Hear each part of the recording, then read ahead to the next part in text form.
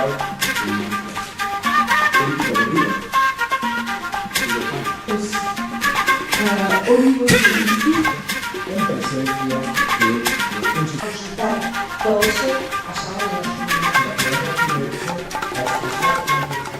Euskal Herriko Unibertsitateak eta Gipuzkoako Foru Aldundiak lankidetzan antolatu dugu gizartearen parte-hartzeari buruzko ikastaro hau.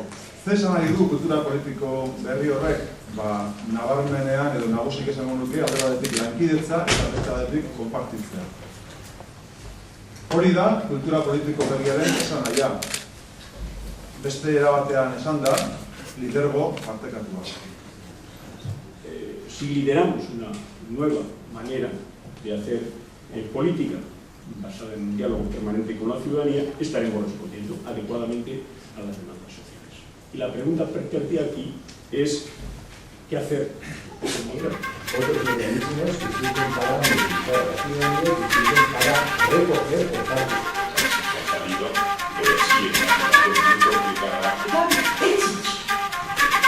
Alors, les exercices spécifiques de mise en relation y la práctica qui est